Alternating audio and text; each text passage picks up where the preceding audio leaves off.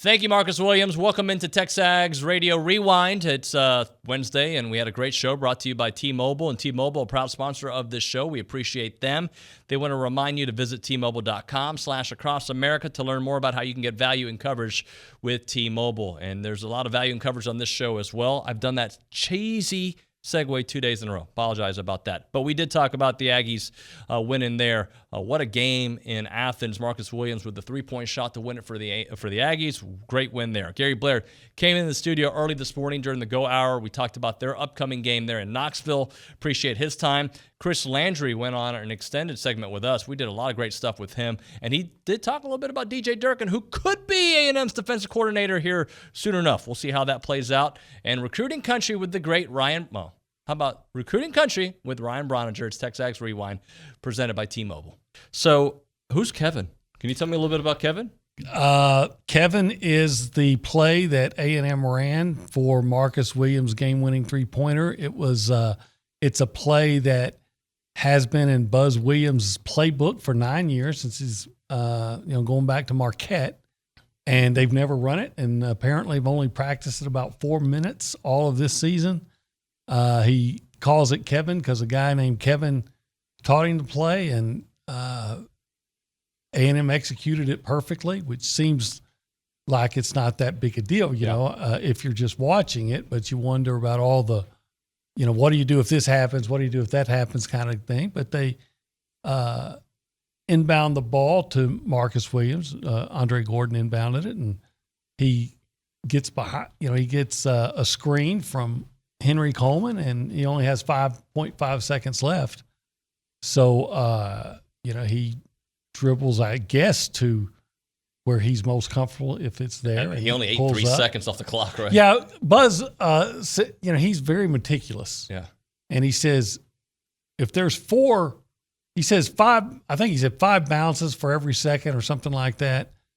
So he says, if there's 4 seconds left on the clock, or less, and they're having to inbound, they're trying to get it over the midcourt line. Mm-hmm. If it's more than that, 5 seconds, I guess, then they're looking to try to get a guy moving in that direction and getting the ball, and because then you got time.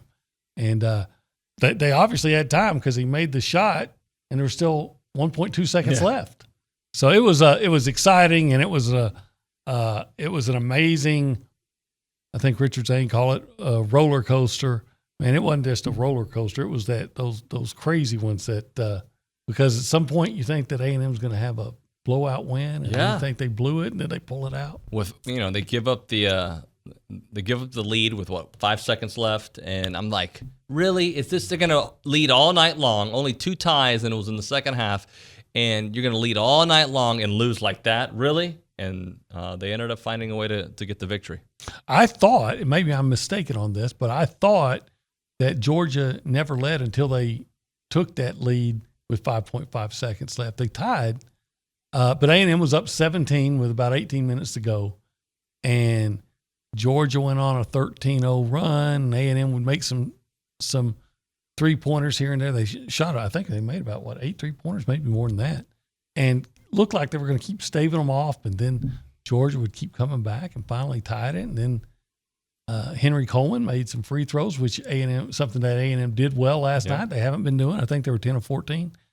But it all came down to that last play, and Marcus Williams, a guy that you brought in because he's a good shooter, showed that he can make one at clutch time. So one thing that I was actually surprised by, I felt when I was looking at this game, watching it at real time, that they were dominating the boards. I felt that they were dominating the boards. They weren't. If you look at the final stats, they were very close. I thought they were dominating the turnovers. It was close there as well. But it felt like the way A&M, especially in the first 20 minutes of that game, was putting the pressure defensively. They were getting all the loose balls, especially on the defensive rebounds. But when you go back to it, the turnover margin was 14 to 16, and the rebounding edge for A&M 31 to 28. So it was a little closer than I expected, but I felt like A&M getting another rebound, and it ended up being a little closer though. Well, I think in the first half, A&M was doing all those things, and I think Georgia had maybe just eight turnovers, but it felt like a lot more because A&M was scoring off of them. Yeah. Tennessee, I've even forgot your question. Go right ahead, David. Well, preparing for that, and I think you were mentioning the weather right now. It's snowing out there, right? It's snowing up there. My wife is bundled up like we're going to Alaska, and but we're going to be a little bit more healthy than what we were in the last game where we had 3 players out. Hopefully, we will only have 2 out, possibly even 1 out for this ball game. But it doesn't matter. It doesn't matter how many are out. It matters with the young ladies that are playing.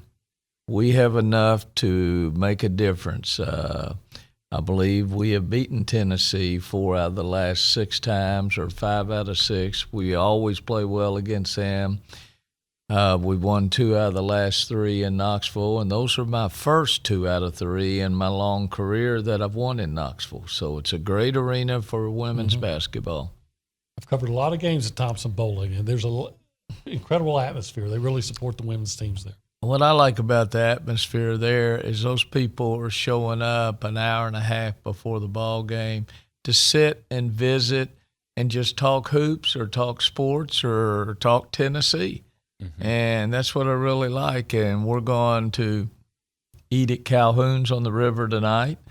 And that's a pretty good place to eat. And all the boats used to dock up to go to the football games there, basketball.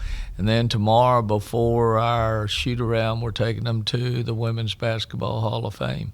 Wow. So I'm looking for a good trip. We've got a few of our key boosters going with us on the trip. And I think they're more excited about going to the women's basketball game and eating at Calhoun's. That's great. So let's kind of talk about the last couple of weeks, because when you left last time you were here, you told me that things could be a little dicey there with the way COVID has been popping up. How have you guys adjusted schedule changes, games, and whatnot? It's been tough because every school and every state is different. It's like state of New York, Kyrie Irving's unvaccinated, cannot play home games.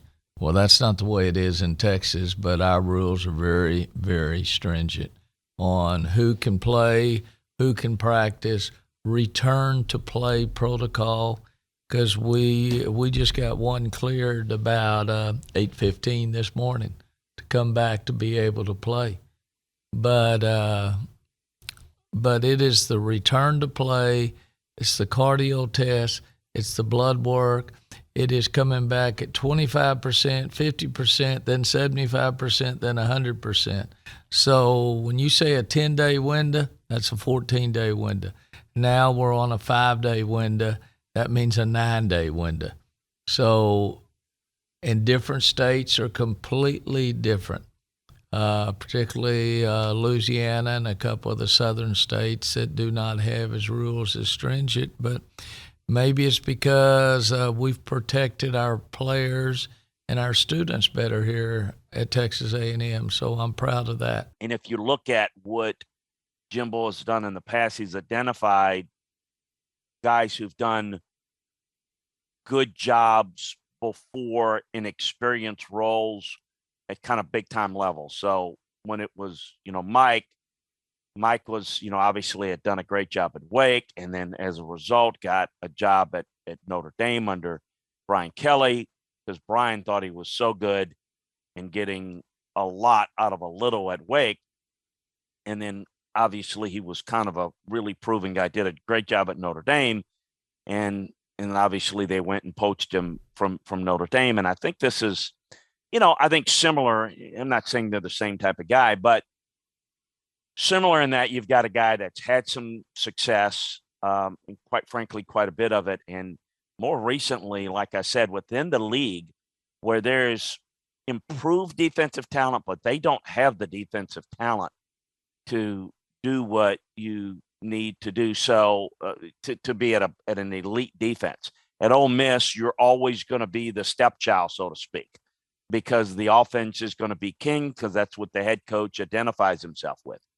Whereas Jimbo, who's an offensive coach, is more of a head coach that understands the running game, understands playing complementary ball. And so, this is obviously, if you're DJ Durkin, you're like, it's like coming in down the stairs on Christmas morning, and you got like, one or two little gifts, or you got a whole room full of gifts where there's just a whole bunch more talent, in which case you can unleash a whole lot of different avenues of how you like to play defense. But if you look throughout his career, he's been very eclectic of how he's run things, multiple coverages, multiple fronts. So, it's one that I know, again, he's kind of looked at and targeted from the beginning, one of the 2 or 3 guys. So we'll see. And, I don't want to speak for either one, but I think it would, if they dot the I's and cross the T's, I think it'll prove successful. Bronny, here's one from PG Ag in King Oaks, and it actually triggers a question I wanted to ask you anyway. He says, how much buzz did Wegman create there in Orlando? And also, not a good look not starting that dude, right? Look, I don't want to get into that. It's been addressed. I think Tom said that he would have started Connor yesterday after watching his whole week of practice. I watched the first 2 days. He was the best quarterback there by far. So I just don't want to get into the politics. It's past. It's over and done with. Connor showed himself extremely well in the game, did everything that we knew that he could do, and put his talents on display on a national stage, as we saw him do, in week 1 against Klein Kane. When the lights are on, that guy shines the brightest. And nothing, he did nothing on last Sunday to change my mind on any of that. So, outstanding performance. His ability with his timing is just incredible. That's the thing that stands out the most with Connor, is like his internal clock of when the ball should come out, the trajectory it should have, the receiver that it should go to. All of that, like his internal clock is through the roof. And that's why he reminds so many people of Johnny. When you watch Johnny play, like how many times the ball came out on time. And if it didn't, he's able to create something crazy because of his awareness and his feel for the game, outside the pocket. And I think they do have a lot of differences, but they are similar in some of those areas like that. And, Connor's going to come in and push whoever is in front of him, Max Johnson and Haynes King. It's going to make the whole quarterback room that much better. And when you consider like kind of how A&M ended last season in the quarterback room to how they'll start next season in the quarterback room, there may not be a position on the team that's going to, see so much a bigger swing in trajectory. Like, subscribe, comment, share. Just do that. I'm really getting sick of these outros, but we got to do it. So do that for me, all right? It's TexAgs Rewind presented by T-Mobile. We'll see you guys mañana.